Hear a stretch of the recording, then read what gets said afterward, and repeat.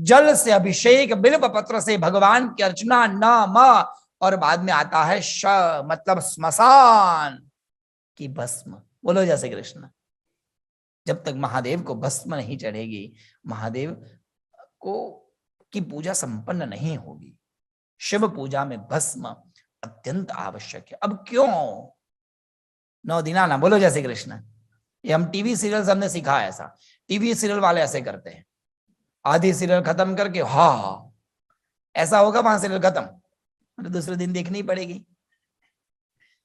तो भस्म क्यों चढ़ानी है, भस्म कैसे चढ़ाई जाती है, भस्म कहां से लाया जाता है, ये बहुत बड़ी भ्रमणा है साहब लोगों में कि भगवान को स्मशान की भस्म चढ़ती है। बिल्कुल गलत बात है, ये अपराध कभी मत करना। स्मशान की भस्म लाकर चढ़ाना नहीं चाहिए। वो भस्म लाकर उसकी शुद्धि की एक प्रक्रिया है। कौन सी भस्म महादेव को चढ़ती है, क्यों चढ़ती है, भस्म का स्वरूप क्या है, भस्म का अर्थ क्या है, एक बहुत बड़ी कथा है, उसको हम कभी देखेंगे। तो सबसे पहले जल, दूसरे नंबर पर म मतलब न म शिवाय, न से हो गया नीर, व से हो गया वनस्पति अर्थात बिल्व पत्र, न म मैंने छोड़ दिया। म मतलब एक ऐसा मिनका है, मणि। शिव पूजा में एक मणि चाहिए, जैसे ठाकुर जी की सेवा में आपको गुंजा माला चाहिए।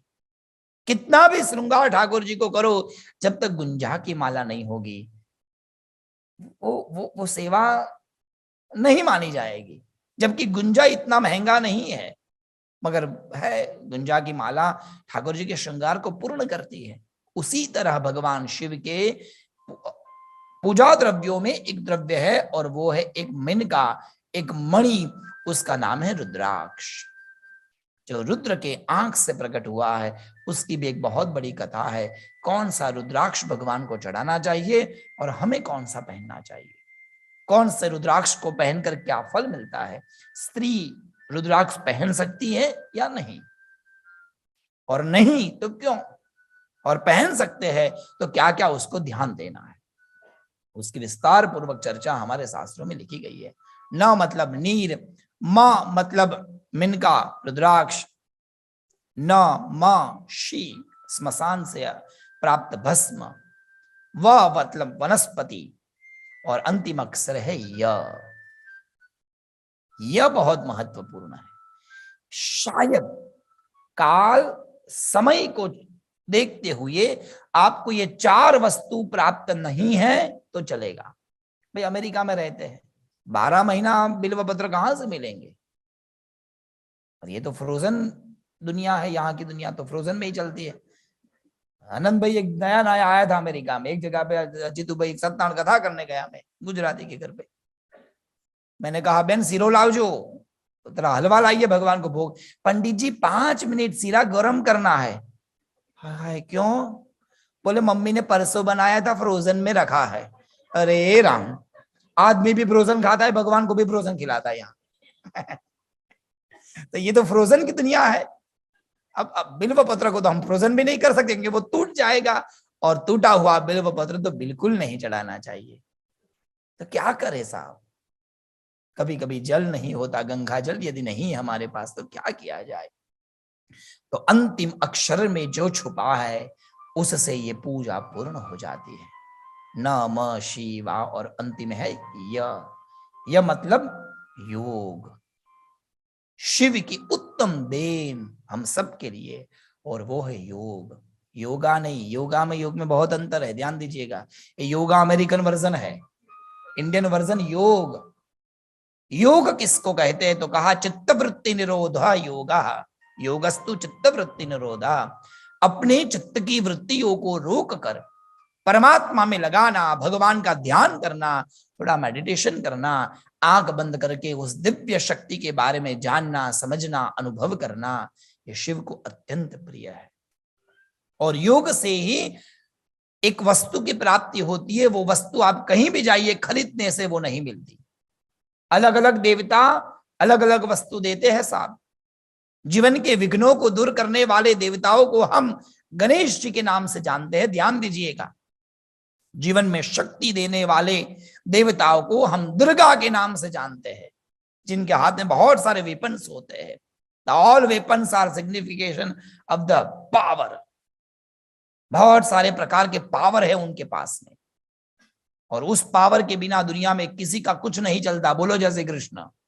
दुनिया को चलाने के लिए दुर्गा शक्ति और घर को चलाने वाली घर की शक्ति सबको चाहिए, नहीं चलता, क्योंकि पावर है।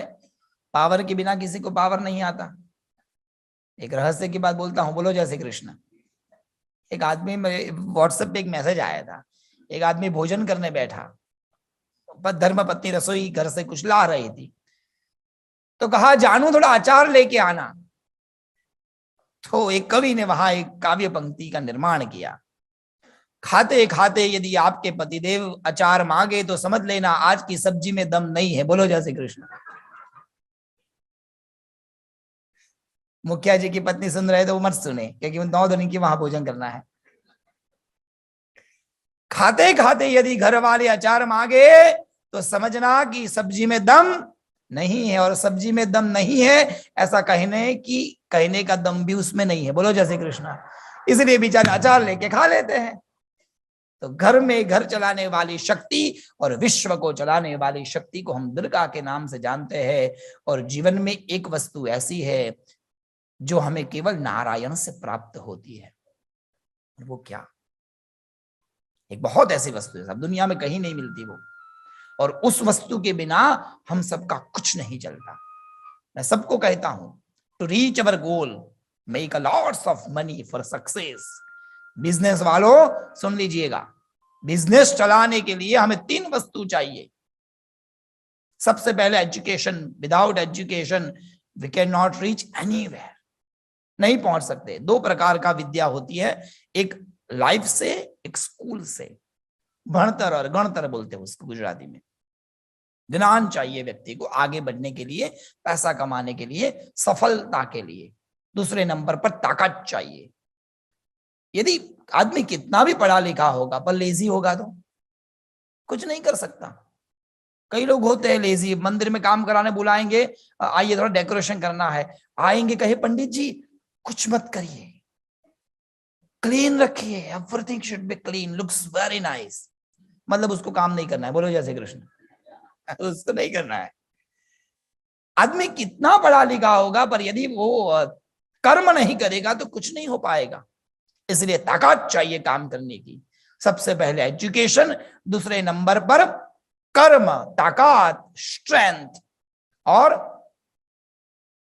लक। बोलो जय श्री कृष्ण।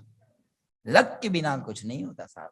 बहुत लोग देखे मैंने, 2 बार पीएचडी करके बैठे हैं, 12 नहीं 13 घंटा काम करते हैं अमेरिका में, पर सफलता नहीं मिलती। क्यों? बस नसीब काम नहीं करता। और लक वॉलमार्ट वाले रखते नहीं है, अमेज़न पर ऑर्डर कर नहीं सकते, राइट? भाग्य देने वाले एक ही परमात्मा है, और वो है नारायण। कृष्ण की कृपा जिस पर हो गई साहब, उसका भाग्योदय हो जाता है। और जिसका भाग्योदय होता है, भगवान नारायण घर वाली को कहते जरा बच्चे को देख के आओ। और जिस घर में लक्ष्मी आ जाती है फिर वहां कोई कमी। लक्ष्मी जी की एक आरती है, उसकी पंक्ति मुझे बड़ी प्रिय है। लक्ष्मी जी की आरती में एक पंक्ति आती है, ध्यान दीजिएगा। जिस घर में तुम रहती वहां सब सद्गुण आता। अब ध्यान दीजिए, सब संभव हो जाता मन नहीं राता। ओम जय लक्ष्मी माता। जहां वो रहती है साहब वहां सब संभव हो जाता है। बैठे बैठे पिज्जा ऑर्डर कर सकते हैं यदि है तो। ये सब मतलब दुनिया चलाने वाली लक्ष्मी, पर लक्ष्मी तब मिलेगी जब नारायण की कृपा होगी। और नारायण व्यक्ति को भाग्य देते हैं साहब। अब ध्यान दीजिएगा, जीवन में कोई भी विघ्न नहीं होगा, चलेगा। अमाप संपत्ति आपके घर पर होगी, आपका भाग्योदय भी होगा, बड़ा बड़ा घर लेकर बैठ जाएंगे, घर में सब कुछ होगा, पर एक वस्तु नहीं होगी तो वो घर कोई काम का नहीं है। बड़े बड़े भाग्यशालियों को भी दुख में देखा गया है। मेरे एक यजमान है सज्जनों, ध्यान दीजिएगा, डलास में 10 बेडरूम वाला बड़ा पैलेस है उसके पास, 3 स्विमिंग पूल, 2 अंदर 1 बाहर, फिर भी दुखी है दोनों अंकल आंटी घर में। सब कुछ है, एक वस्तु नहीं है, क्या है? ये गो, थैंक यू, मन की शांति। मन की शांति नहीं है तो साहब दुनिया कोई काम की नहीं। अमाप संपत्ति होगी पर जिस व्यक्ति को मन की शांति नहीं होगी, कुछ नहीं होगा साहब।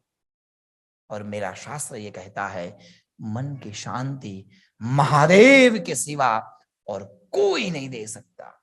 मन की शांति के लिए महादेव की उपासना है, और महादेव स्वयं नहीं आते शांति देने के लिए। शांति की प्राप्ति के लिए महादेव ने हमें एक उपहार दिया है, एक भेंट दी है, और वो है योगा। नहीं नहीं नहीं, योग। बोलो जय श्री कृष्ण। योग, योग मतलब ध्यान, समाधि का एक प्रयास, समाधि का एक अभ्यास, और वो महादेव की देन है। इसलिए बिल्व पत्र नहीं चढ़ाओगे तो चलेगा, जल का लोटा नहीं चढ़ेगा तो भी चलेगा, महादेव को कुमकुम चंदन और भस्म से विलेपन नहीं करेंगे तो भी चलेगा। ऐसा मैं नहीं कहता, शंकराचार्य कहते हैं। मानस पूजा में शंकराचार्य की एक शिव मानस पूजा है, उसमें शंकराचार्य ने कहा है कुछ मत करो, बस योग मुद्रा में बैठ जाओ, आंख बंद करो, और मैंने जो 5 श्लोक लिखे हैं उसको बोलो। बोलते बोलते मन से महादेव की पूजा करो, उसको मानसिक पूजा कहते हैं। रत्नै कल्पितमासनं हिमजलै स्नानं च रम्बरं नानारत्नविभूषितं मृगमुदा मोदान्कितं चन्दनम् जाति चम्पकबिल्वपत्रं पुष्पं च धूपं तथा दीपं देवदयानिधे पशुपदे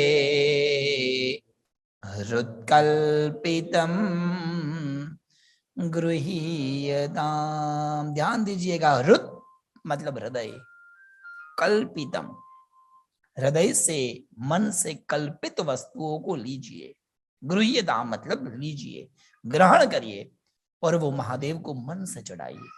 वास्तव में कुछ भी नहीं चढ़ाना है, न तो जल चढ़ाना है न बिल्वपत्र, बस मन से, मन रूपी एक सरोवर से वृत्ति रूपी गंगा जल को निलाकर महादेव के ऊपर अभिषेक कर देना है, और हृदय रूपी प्रेम को बिल्वपत्र बनाकर महादेव को अर्पण करना है। ये मानसिक पूजा है। तो ये है योग, जो भगवान शिव के पूजा का एक अंग है। सज्जनों ध्यान दीजिएगा, ये 5 अंगों से शिव पूजा होती है, जल के द्वारा, बिल्वपत्र के द्वारा, रुद्राक्ष के द्वारा, भस्म के द्वारा और साधना के द्वारा।